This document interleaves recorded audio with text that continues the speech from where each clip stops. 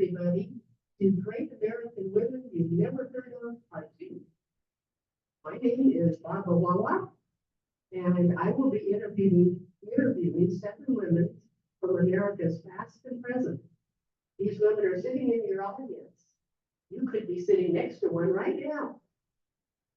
Today, we will be speaking with Bridget Mason, a former enslaved woman, Lizzie Johnson Williams, also known as the Cattle Queen of Texas, Emily Warren Robley, she built the Brooklyn Bridge, Marie Doherty Webster, she revolutionized quilting design.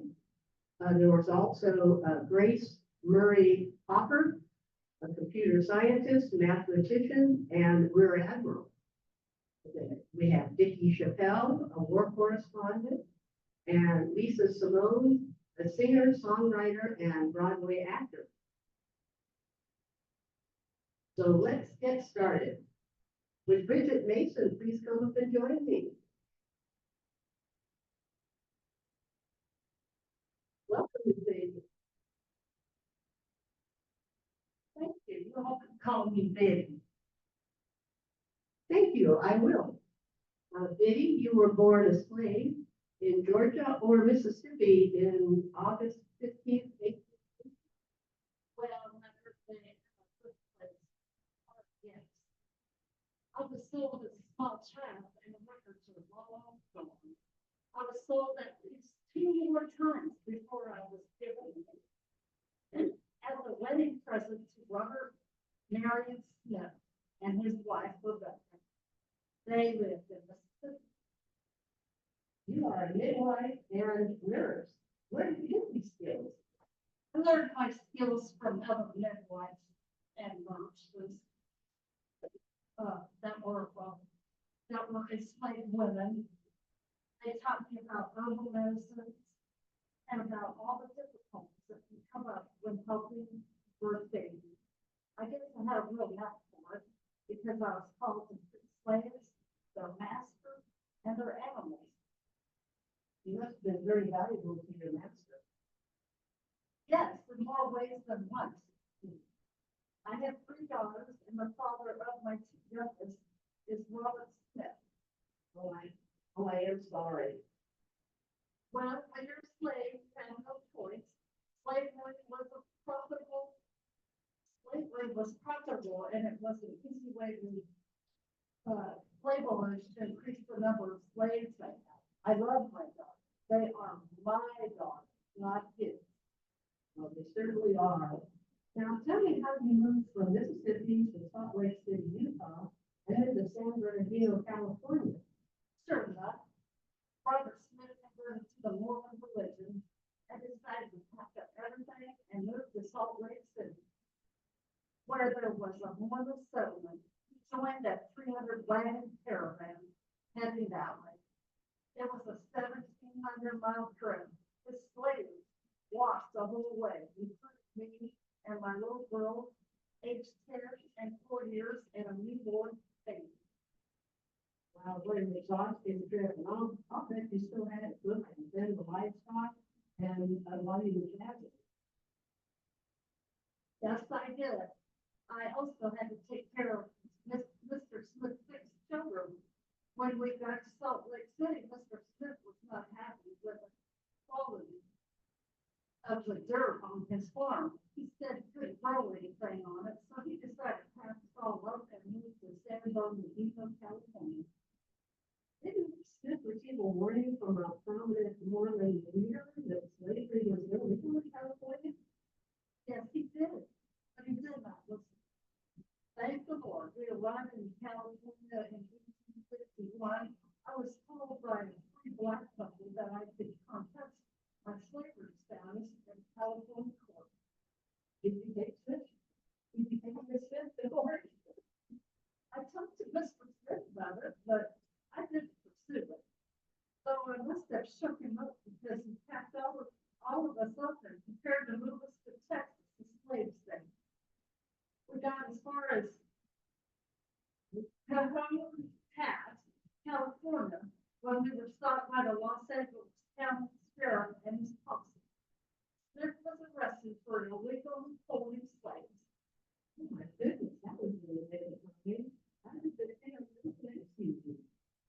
remember those three black couple, the Owens? They had a son who was in love with my oldest daughter, when I was 17. Mr. Owen contacted the sheriff and told us that there was son was being illegally transported to California. Love saves the day. It's like a movie. Oh, what? Never mind. Well, what happened next? I petitioned the court for my freedom. I was freed along with 13 members of my family on January 21st, 1856. And yes, the Owens boy married my daughter. We all moved to Los Angeles for Dr. John Strummer's group and hired me as a nurse and a midwife for $2.50 a day. Good money in those days. It sure was. I saved my money and began buying property in the city of Los Angeles. I became a landlord. I did very well. I built a church, the first African Methodist Episcopal church. It was the first black church in Los Angeles. You also donated to charity, opened shelters for the poor, brought care packages to prisoners, you opened a black elementary school, all of this, and you don't realize. That is true. I have a saying, if you hold your hand closed, nothing good can come in. The hand open is blessed, for it gives to the abundance, even as it receives. I try to live by it. Well, thank you so much for coming and telling us your extraordinary life story. I enjoyed the visit very much. Bless you all. Diddy died January 15th, 1891 in Los Angeles. She was buried in an unmarked grave. Her family feuded over her wealth, which was $300,000, the equivalent of about $10 million today. When the feud ended, her grandson, Robert, became the wealthiest black man in Los Angeles. In 1988, the mayor of Los Angeles, in a ceremony, marking the city's grave. There is now a park in Los Angeles named after her, and her story is carved on an 80-foot concrete wall. The church burned down in 1972, but they rebuilt it, and it now has 19,000 members. Our next guest is Elizabeth Johnson Williams, the Cattle Queen of Texas.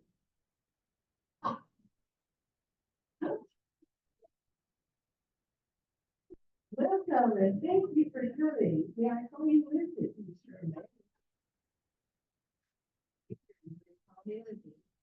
Great. I imagine what, excuse me. I imagine so. I came all the way from. It sure beats traveling on horseback, so it's not too good on the bottom. I imagine so.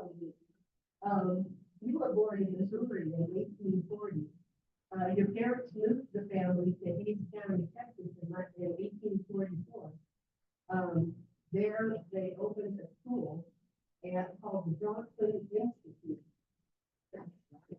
My family expected me to become a teacher at their school. So I went to Chapel Hill College in 1859. Earned my degree in 1859 and returned to teach at their school.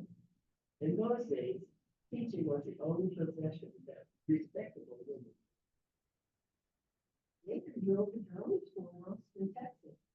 And that's not all. You also became a bookkeeper for some prominent cattle ranchers in the area. That was an education.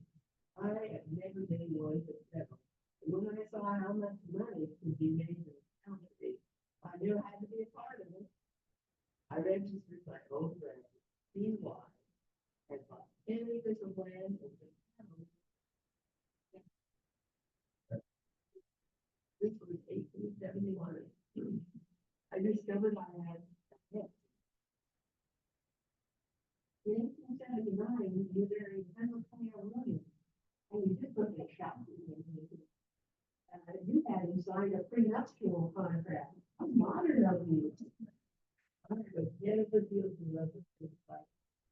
But he had no one in, but did, and I worked too hard to lose, little dad with it. Production agreement, a prenuptial agreement, guarantees you, were the sole owner of the land and cattle that you own, 40 million. However, most everything you bought after you were married was never kind of it. Yes, that's it. You can bet that I kept a close eye on that. We traveled along the Chisholm Trail, which started at State at San Antonio, Texas, and then we that was 1,000 miles. It was hot and dusty. There were torrential rains which swelled the river. We battled cattle rustlers and mosquitoes and stampedes.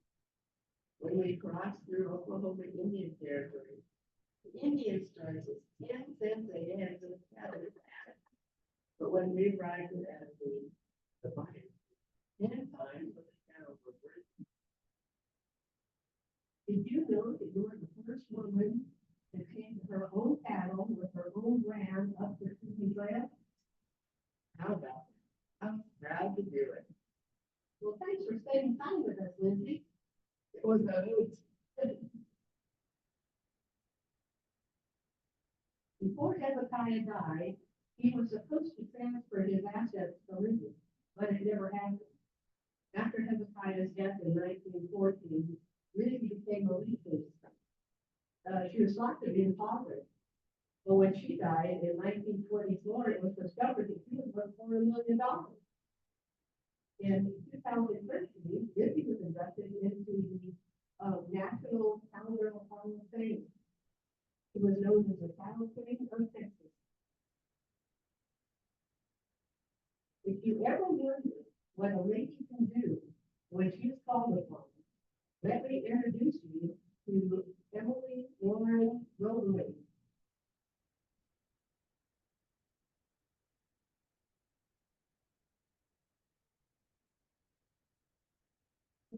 Good morning, everybody. Welcome. May I call you Emily? Of course you can. Emily, you were born on September 23rd, 1843 in Coldwater, New York. You were the 11th of 12 children. You attended Georgetown Visitation Academy in Washington, D.C. to become a teacher. Yes, my brother gave me that good encouragement that I needed to succeed. He became a major general during the Civil War. In 1854, he invited me to visit him at his headquarters. While I was there, I attended a soldier's ball. There, I met Washington Roebling, who was a civil engineer. Washington's father was John Abrams, and he built bridges from there, very large bridges. Washington and I were married in 1865. We moved to Europe so he could study and use the use of Carson in bridge building. Carson is a watertight structure that allowed workers to build piers in a dry environment until the concrete piers set.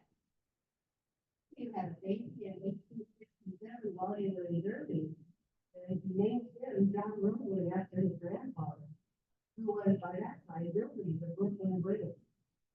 That is correct. Then there was a terrible accident at the job site.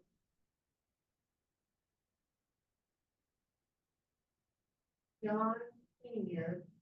had his foot crushed when the ferry ran into the pilot he was standing on. He contracted tetanus and passed away in 1869. We returned to New York, and Washington was made chief engineer of the project. Well, Washington had an accident also. Washington could working on condenser underwater to inspect the work being done with study repairs. He contracted Carson Creek disease. The Cape disease is also known as decompression state, or the bends. It occurs when it occurs when there's a rapid decrease in the pressure surrounding. Pit divers get this when they come to up too quickly from deep water.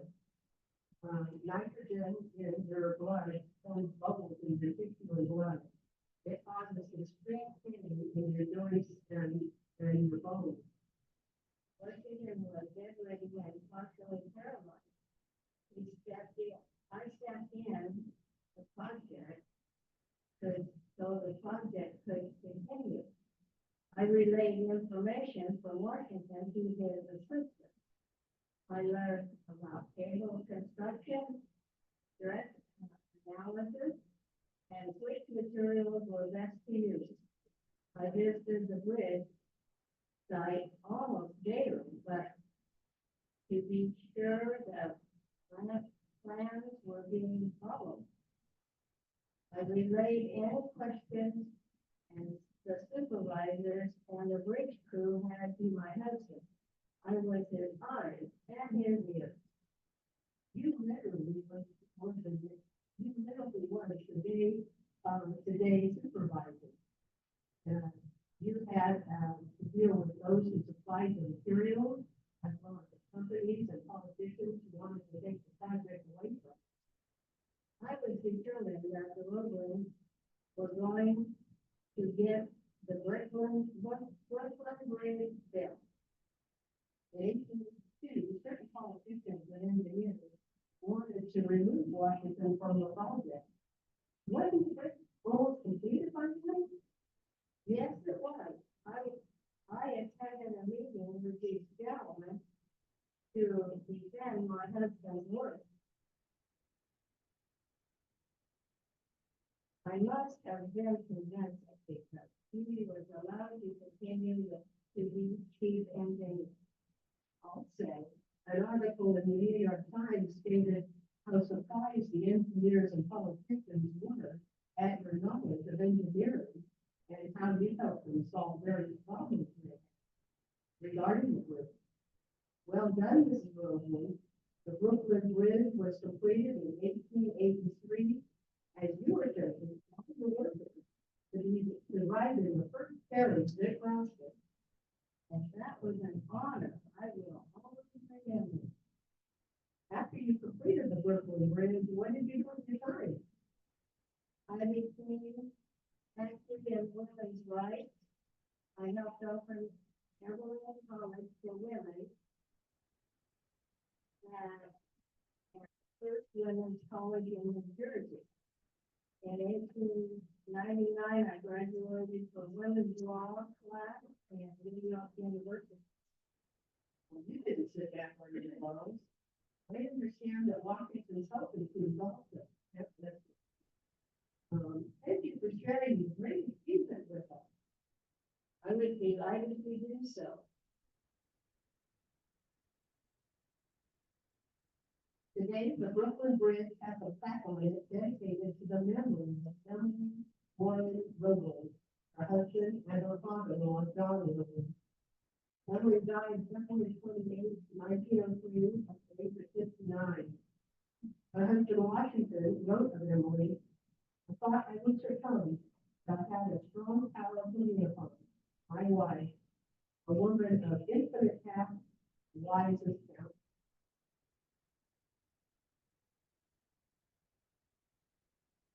Okay, here is a real tree, a lady who creates quilts, and they're considered artwork. Come join us.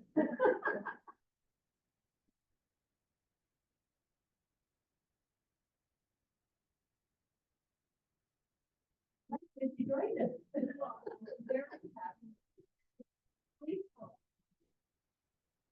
You were born July 19, 1859, in Wabash, Indiana. You were the eldest of 6 children. was a bank president, so I guess she lived a pretty comfortable life. Yes. My father would not allow me to go. He did not think it was necessary for girls. I did graduate from high school in 1878. And how did you get interested in clothing?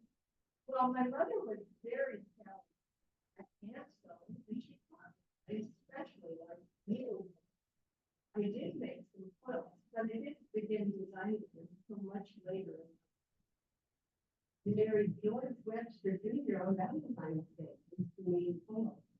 Your son Lawrence was born October 29th of the same year.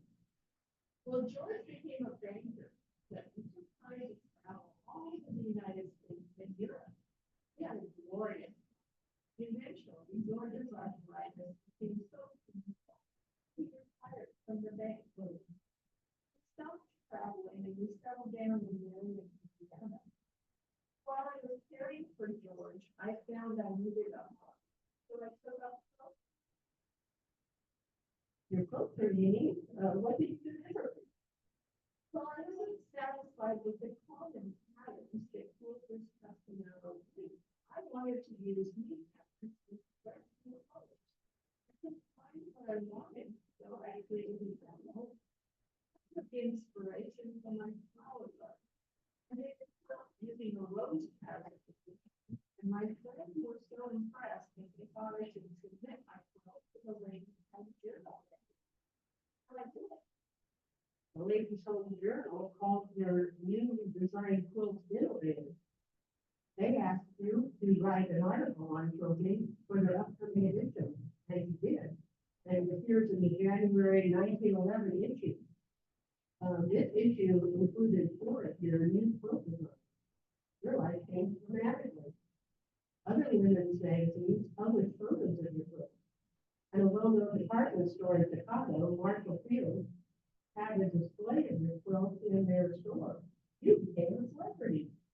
It was amazing. I wrote a book. I wrote their story. No, it was the first book in America written about the British quilt. I didn't know that. Did you know that? Yes. Your book received favorable reviews in major newspapers. Then I opened up the request for my book. So I opened the mail order business with the assistance of my boy. And my sister, Emma. Lawrence made the blueprints. Emma made the tissue paper full-size patterns, and I put the kits together to help them out. We sold them for 6 cents a kit. We named our business Practical Patchwork. Your business grew. You expanded your inventory to include quilt, pre-cut fabric, and quilt catalog. In 1921, you added 2 friends to your employ to help you out. Your business was booming. Then you retired in 1942. It was time to retire. I was 80. Emma and I moved in with my son Lawrence, and I sold the business to my 2 friends. Well, thank you very much for visiting with us today. I have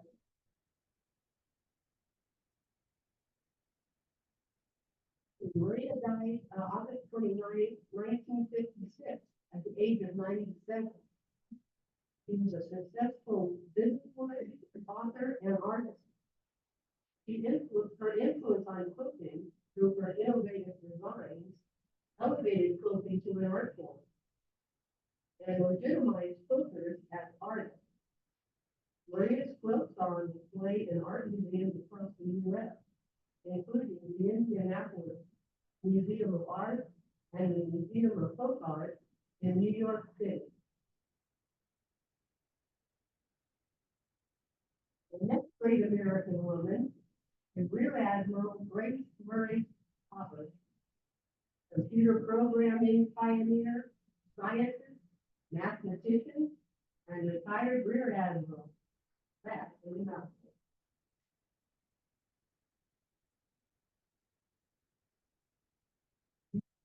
read a resume, I'm going to commission you to write it.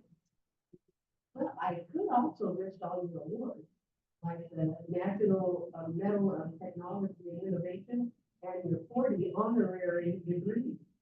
But I think the audience is glad to hear about your life story. Thank you. I don't want to put in the tweet. I was born in 1906 in New York City. My father was a Yale graduate. He owned an insurance.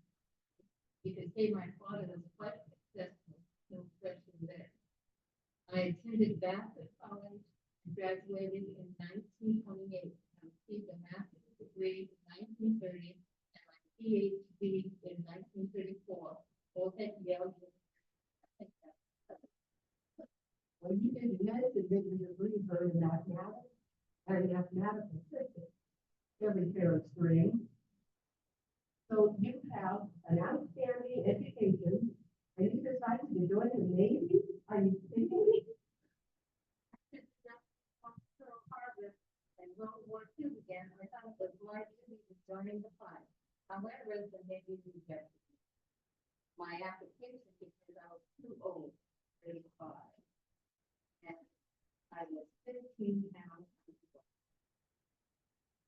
If you persisted and the Navy Olympics, get this folks, in 1923, Grace took a leave of absence as an associate professor at Vassar College to become a midshipman at the U.S. Navy Reserve. I was proud to serve. I received my commission as Lieutenant Junior grade.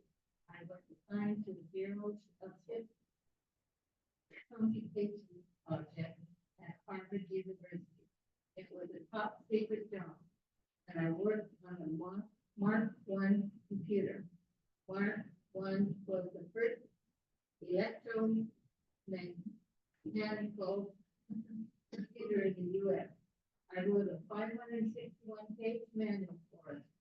What on earth would you write a 561-page manual for a computer? That's a good reason. After the war, you turned down a full professorship at Vassar to continue working at Harvard in computer technology. You helped develop the Mark II and Mark III computers. In 1929, the Navy needed funding contract. I was out of the job and the Navy returned me to the service staff. Harvard would not allow me to stay because they had no permanent positions for me. That same year, you were offered a position at Equity Marketing Computer Corporation as a senior Massachusetts. Remington Rand acquired Equity Marketing, and you were promoted to head programmer. It seems those folks recognize your abilities. I worked on the Univac One computer. It was 1952. My team developed the first computer. It translated the mathematical code to binary code, which students could use. By this time, I think that we needed to develop a computer that would read words instead of symbols. 1956, we had achieved that goal. You folks realize what Grace accomplished? He developed a system that enabled us to use commands to a computer in English instead of in godly English. The language is called symbol. Yes, it was a big step in that step. You remained a Navy reservist until 1966, when the Navy retired you at the rank of commander. You were 50 years old. That was the saddest day of my life. The lady 7 months later, they would call me to active duty. They needed help standardizing the multitude of computer languages. The people that worked with you called you Amazing Grace. They were a good crew. They were fun to work with. I trained both of them. You remained on active duty for 19 years and retired as a Rear Admiral in 1985 at the age of 79. Did you know that you were the oldest active duty officer in the U.S. Armed Forces? Then you were hired as a consultant for Digital Equipment Corporation. You don't slow down, do you? Before you go, I have to know, do you really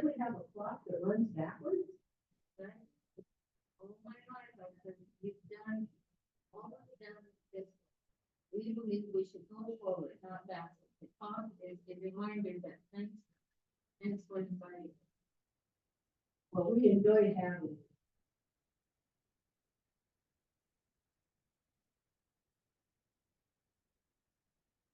Grace worked right up until her death on January 1st, 1992.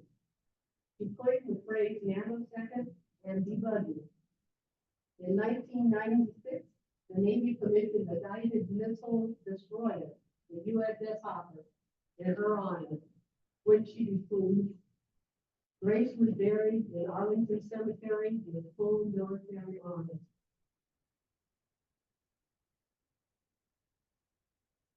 Chappelle is our next guest. She was a war correspondent for National Geographic magazine.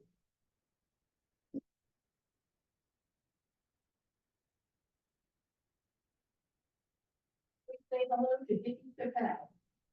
It's a privilege to have you here to visit. It was great to be invited. My mind of work, I don't get a chance to experience blank flushing toilets very often. I imagine not, but please remember this is a family here. Oh, I'm sorry. I have been a war correspondent for 20 years though. And 7 wars. I'm used to talking to soldiers and Marines. And I think I appreciate that. Let's see, you were born March 14th, 1919 in Milwaukee, Wisconsin. Your birth name is Georgette Louise Meyer. How did you become Dickie Chappelle? He's there. And when I became Chappelle, when I married Tony Chappelle in 1984. He divorced 15 years later, but I kept his name. If he was a nickname I had as a child, because my hero was Admiral Richard Byrd, who was a Navy agent and Arctic explorer of the early 20th century. That explains it. I understand that you told your first story to the U.S. Air Services magazine entitled "Why Do We Want to Fly?" You were 14 years old, and at 16, you were accepted in the MIT University, but you only went there for 2 years. I was happy. I soon discovered that it's not where my talent. So I moved forward and decided to take the photography class. My teacher was Tony Chappelle. We married within months of meeting. Tony was 19 years your senior. When World War II broke out, he joined the Navy. This was 1942, shortly after Pearl Harbor was bombed. He was assigned to the South Pacific. And what did the little woman do? In 1942, I became one of the first women war correspondents, accredited by the U.S. military. I was sent to the South Pacific to interview nurses and wounded soldiers on the ships. Instead, I accompanied the Marines fighting on Okinawa and Iwo Jima. The military found out and pulled my accreditation. Women were not supposed to be in combat zones. After the war, in the late 1940s and early 50s, you and Tony traveled to all spots around the world, and I don't mean vacation. They may have been vacation destinations for 6 years of war destinations. We worked for relief organizations in the U.S. Department of State. We took photographs of the devastation in deadly countries. We traveled throughout Europe and the Middle East. I witnessed people living in caves that bombed out buildings. I saw starving children wearing rags of clothes. I never been heartbreaking. It was heartbreaking, but also it was touching to see and record how old enemies put aside their differences to help alleviate the suffering. When you returned to the U.S. in 1956, you became a publicist for an airline, pretty gay stuff. But that didn't last long. That same year, you were off to report on the Hungarian Revolution in 1956. Many of the Hungarian people revolted against their government, and it was a they were successful until the Soviet Union brought in their troops in front of the revolution. The revolution, that's 12 days. I was arrested and put in solitary confinement for 49 days. Tony came to my rescue and managed to find my freedom. We were divorced by then, so I was very grateful to him. He had become ill and tired by then. I preferred to remain. Reporting on your own, and you wrote the copy and took the photo. So you were in the Algerian War of Independence. You interviewed Castro during the revolution in Cuba. You were there for the Korean conflict and countless other conflicts around the world. And you still had time to write a book. That was published in 19.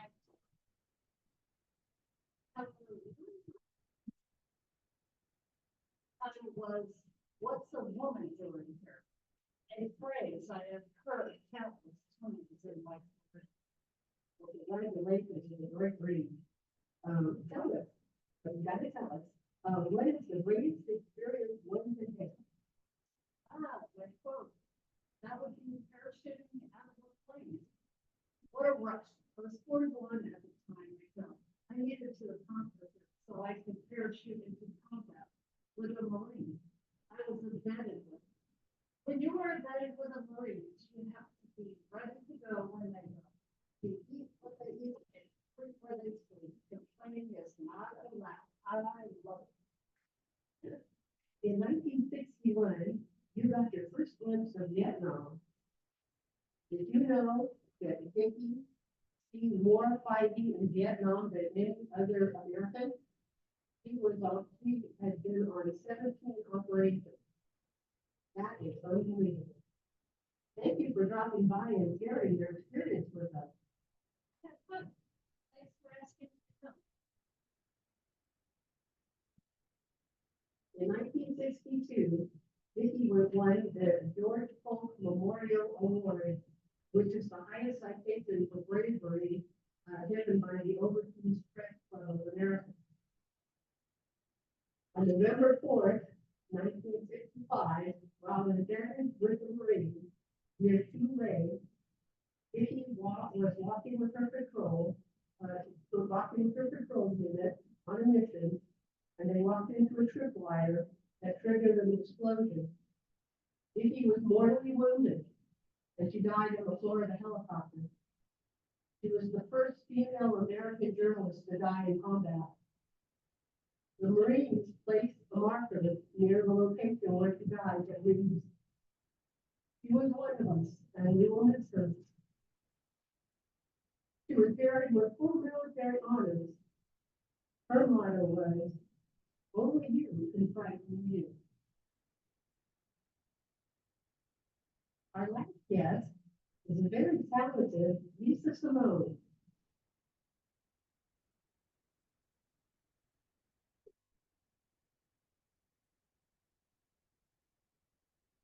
Welcome, Ms. Simone.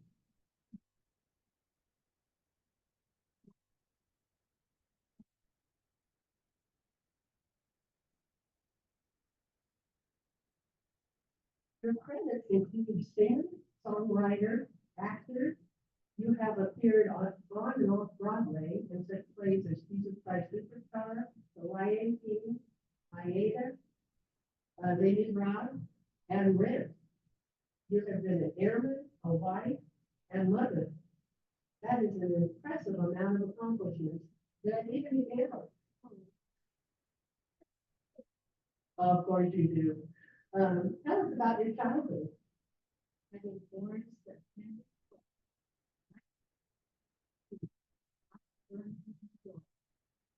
My father, Andrew Stroud, was a New York police detective.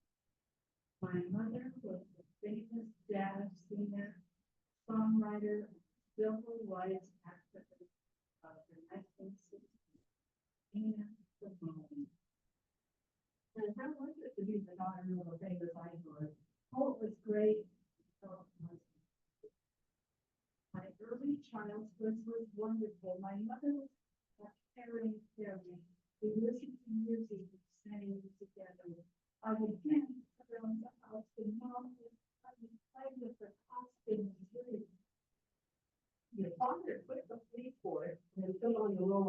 manager of Nina's career. He handled her scheduling and finances. Kept her organized. It must have been difficult when they divorced in 1971. Possible in what happened. Mom was an artist, not a business woman. She could not cope on her own. My mom was bipolar. It was called manic depression in those days. And as I understand it, someone who is bipolar has extreme mood swings. One day they're on top of the world, happy full of energy. The next day they are depressed with no ability to do the simplest thing to get out of bed. They become violent for no reason. What about mom's world? I was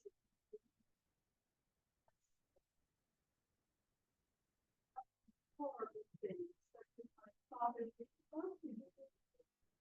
When she got real mad, I would be sent to live with relatives for a while.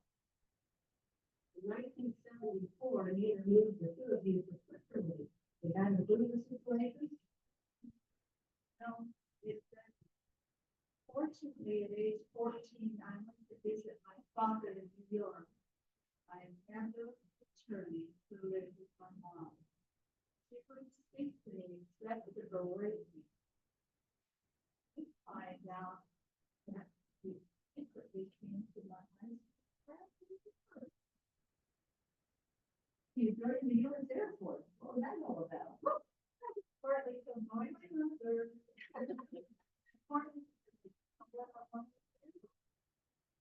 You were in the Air Force for 10 years. You're going full of it.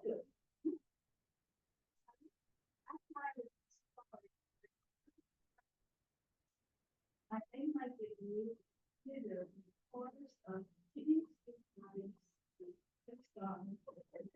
Then I played on Broadway and Grant. I also played drama in Lion King. In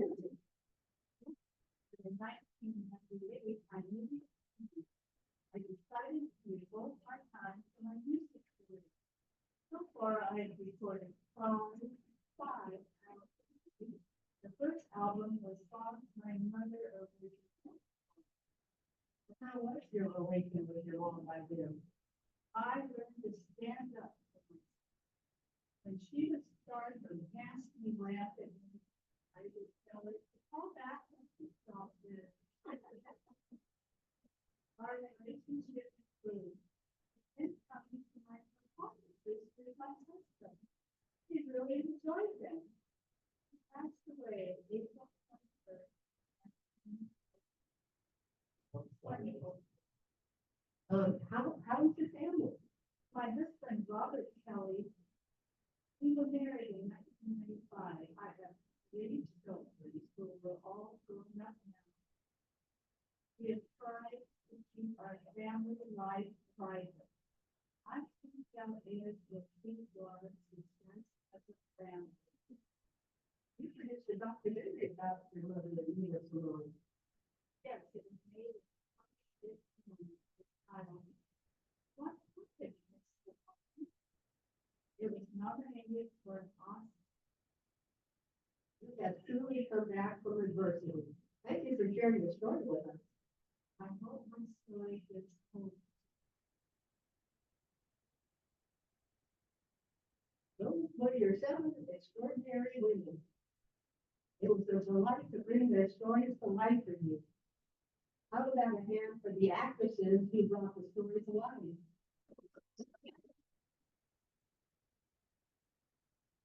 Till next time, this is Barbara Walmart saying goodbye.